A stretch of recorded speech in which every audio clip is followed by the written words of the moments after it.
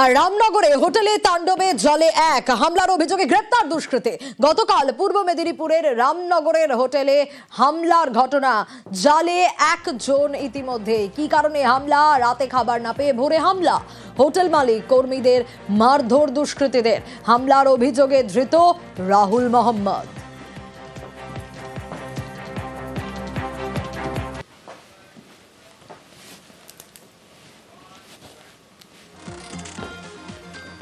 কাঁথি মহকুমা হাসপাতালের মহিলা চিকিৎসকের মৃত্যুতে রহস্য। সকালে বাড়ি ফিরে হঠাৎ অসুস্থ হয়ে পড়েন চিকিৎসক শালিনী দাস। তমলুকে হাসপাতালে নিয়ে গেলে মৃত্যু।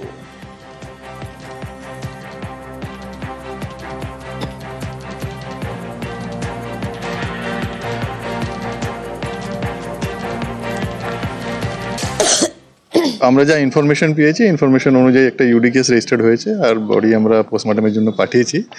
এখন অবধি যা ইনফরমেশন আছে আমাদের কাছে, উনি এখানে ভাড়া বাড়িতে থাকতেন আর অসুস্থ ছিলেন।